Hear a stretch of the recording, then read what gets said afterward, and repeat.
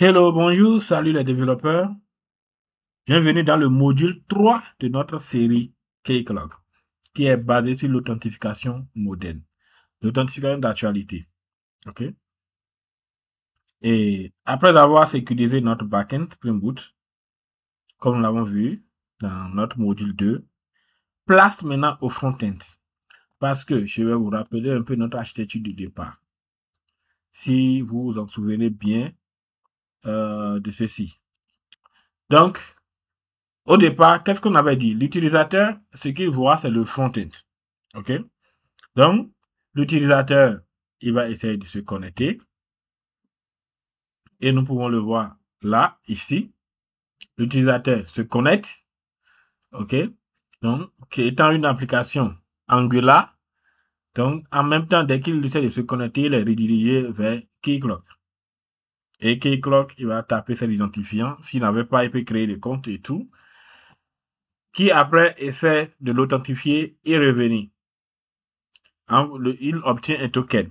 Après, ce token est envoyé au Spring. Et Spring va vérifier est-ce que c'est vraiment l'utilisateur, est-ce qu'il a accès à l'application, est-ce qu'il n'a pas utilisé autre chose. Alors, lui va vérifier à son niveau. S'il y a besoin, lui va aussi contacter Keycloak et voir si le token est valide. Pas ici, il contacte Keycloak, il voit que le token est valide avec le secret et tout. Alors, s'il y a des données à charger dans la base de données et tout, et il les continue. Et je pense que nous en avons parlé suffisamment. Alors, place maintenant à un front-end sécurisé, okay, avec Angular 20, Keycloak qui va servir de out 2, d'accord?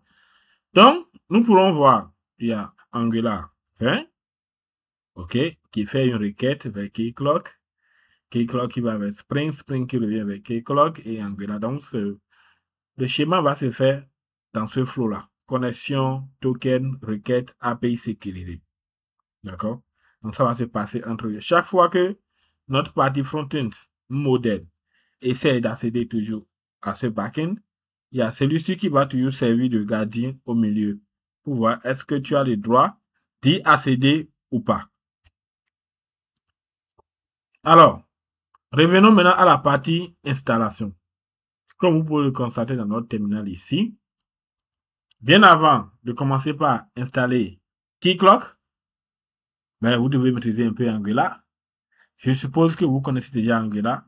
Sinon, sur la chaîne, il y a eu des vidéos qui ont été déjà publiées qui permettent de comprendre les bases de Angular, surtout à partir de Angular 17. Suivez la vidéo qui parle de 0 à Hero avec Angular 17.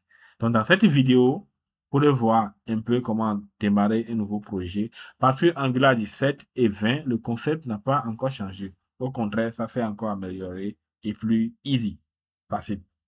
Donc, ayant créé votre projet Angular, comme vous pouvez le constater ici dans mon VS Code, je vous montre mon VS Code. Alors, vous pourrez, par exemple, essayer de... Voilà, je pense que là, vous voyez tout. Là, c'est ça. Mon projet est déjà créé. Vous avez la structure de mon projet Angular. OK? Et là, vous essayez de démarrer juste un nouveau terminal. Et dans votre terminal, maintenant, vous pourrez aisément exécuter cette commande-là. npm install Keycloak Angular, Keycloak JS. Il va ajouter deux dépendances à votre projet. D'accord? Donc, une fois de bon que ces dépendances sont installées, place à la configuration. D'accord? Donc, au niveau de la configuration, maintenant, qu'est-ce que vous avez à faire, chers amis? Il faut aller, on peut choisir de créer un custom Keycloak service qui extend Keycloak service et dans lequel on retrouve les configurations. Voilà la configuration de base de Keycloak. Je ne sais pas si vous voyez ça. Donc, ça nous permet, on spécifie à la configuration, c'est-à-dire à Angular, on lui donne déjà l'URL vers le serveur de Keycloak. savez, en local, nous on travaille avec le localhost 8080. On lui donne les realm. Quel realm ça va utiliser? Je sais que vous savez déjà ce que c'est. On lui donne alors notre client ID. Donc, comme vous pouvez le savoir, on l'a expliqué récemment au niveau des applications Spring. Donc, on doit pouvoir créer des clients ID pour chaque application. Et là, on lui dit que dès qu'il y a à l'initialisation, tu vas checker le SSL, tu vas voir si la personne est authentifiée ou pas. Et puis, tu vas vérifier, tu utilises le flow standard. D'accord? Est-ce que tu vas charger ça dans un iframe? Est-ce que ça va se charger dans l'application même? Non. On lui dit non, mais redirige-nous plutôt. Est-ce que vous voyez? Donc, il y a les petites méthodes ici qui vont les récupérer si l'utilisateur est connecté ou pas, ou non. Donc, nous avons un peu ça. Alors, nous passons à l'initialisation.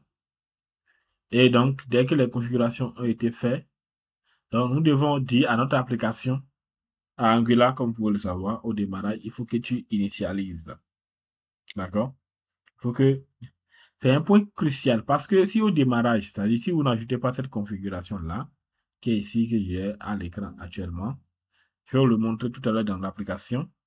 Donc, si cette configuration n'est pas ajoutée, Click ne va pas initialiser, d'accord, au démarrage le service d'authentification. Parce qu'on doit lui dire, attention, au-dessus, vous allez voir que ici on a configuré quoi? Dans le provider, on a dit app initializer. Et d'utiliser le user factory initializer keyclock. L'initializer keyclock, ce n'est rien d'autre que cette fonction que nous avons déjà écrite ici, qui prend en compte les configurations.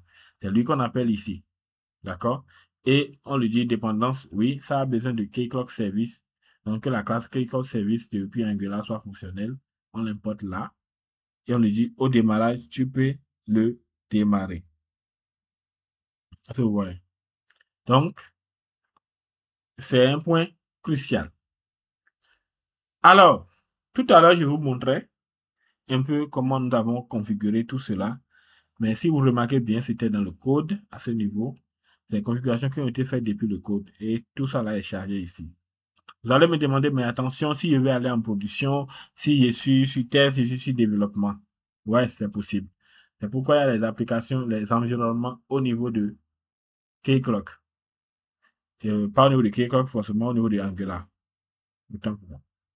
Donc, dans environnement.ts, qui est le dev par défaut, alors on peut configurer, on peut ajouter les configurations de Keycloak que nous allons plus tard appeler au niveau de notre application. C'est la même chose qu'en production, je peux le faire ici.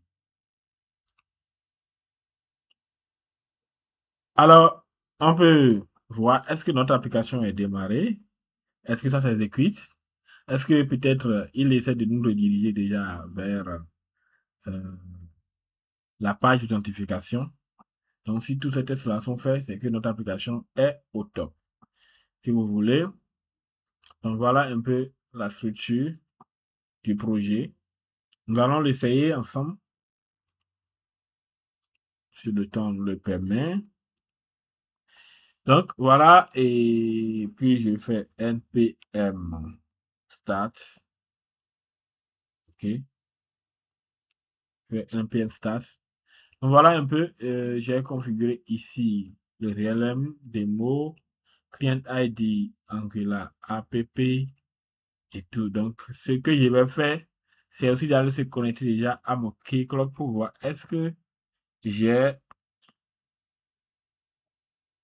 cette configuration dans mon Keycloak. Alors, on dirait que notre Keycloak n'est pas lancé. Si notre Keycloak n'est pas lancé, qu'est-ce que nous avons à faire? Vous le savez bien. Il nous suffit juste de le démarrer. Donc, de faire un Docker, un coup de Docker start. Et puis, il sera démarré. On va voir. Je sais que mon port 8080 n'est pas occupé. Et voilà, il a démarré. Et qu'est-ce qu'on avait mis l'autre fois? Je pense que ça devait être admin. Voilà, c'est bon. On va voir notre quel realm il a choisi. Nous avons notre realm démo qui est là. Voilà. Nous allons voir quels sont les clients que nous avons. Donc, on a un client ceci. Donc, au contraire, maintenant, je vais créer un nouveau client ici. Et comme vous pouvez le voir à ce niveau-là, ça s'appelle Angular app. Donc, je check comme ça et je mets ici Angular app. Le name, je mets Angular app. D'accord, je fais next.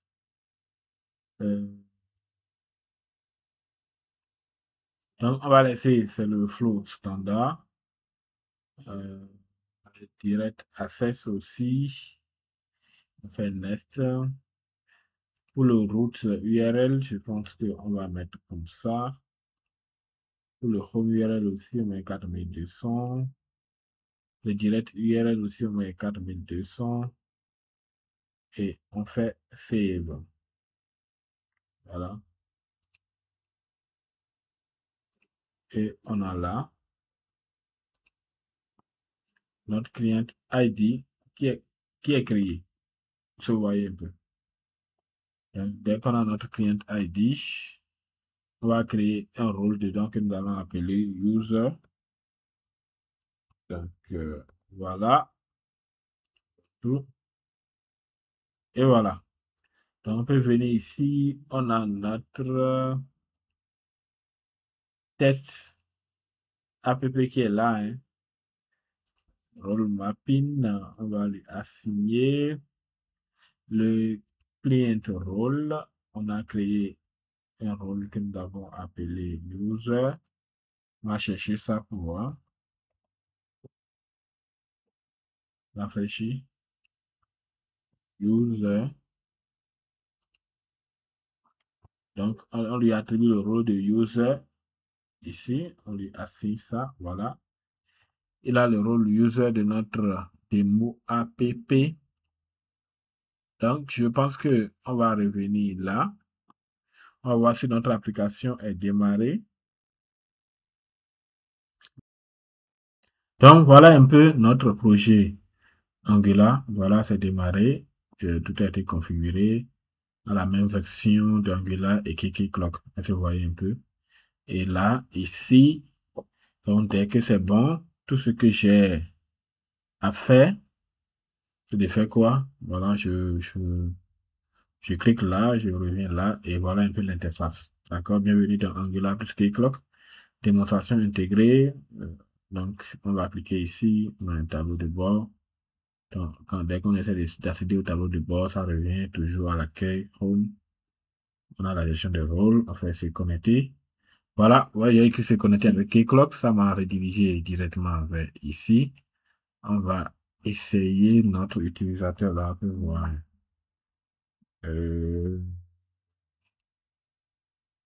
Donc, c'est testeur, app.com, je pense. On va tester ça, voir si nous avons assez. Revenons ici. C'est quoi notre nom d'utilisateur déjà? Je pense que c'est OK. C'est testdemo.app. Donc, c'est testdemo.app. J'espère que je me rappelle du mot de passe. Et voilà, nous sommes connectés. Vous voyez? Donc, après la connexion, automatiquement, ça me ramène là. Oui, ça, bienvenue. Bonjour, email, test, nom d'utilisateur. Et voici mes rôles. Vous voyez, il y a user, manage, account et console. Et ne vous étonnez pas si vous avez user ici. Je peux vous expliquer ça plus tard. Et voilà, nous sommes connectés en tant que celui-ci. Quand je viens ici, je peux me déconnecter. Vous voyez, là, je suis sur le tableau de bord. Je peux venir à accueil. Accueil. Bon.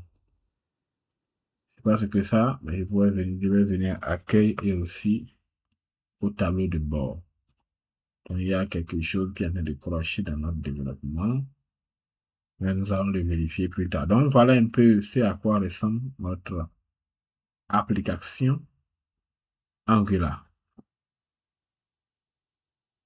notre premier projet. Et donc, dans la prochaine vidéo, nous allons continuer et voir comment on configure le gardien. D'accord?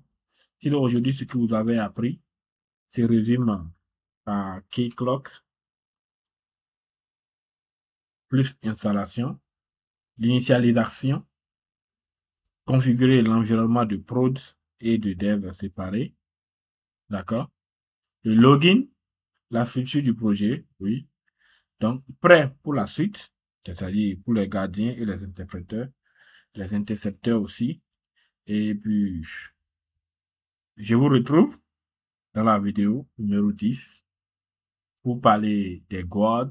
OK, ça devient intéressant parce qu'il ne suffit pas seulement de se connecter, mais il faut aussi protéger. Nous allons voir comment on pourra protéger les routes et même en fonction des rôles, nous allons aussi protéger ces routes-là en fonction des rôles. Vous voyez, c'est très intéressant. Développer une application. Tout à l'heure, j'ai créé un utilisateur, j'avais mis user. On va voir si l'utilisateur est peut-être admin. Mais il est user admin, qu'est-ce qui se passe, de quoi il a accès et tout ça là. Donc, nous allons y parler progressivement. Mais déjà, dans notre prochaine vidéo, nous allons découvrir la protection des routes, la redirection automatique, le CAN active moderne. Et après, on va faire la vérification des rôles, des zones d'administration, des autorisations granulaires. Protection complète des routes avec Angular. On se retrouve dans la vidéo. Ciao, ciao.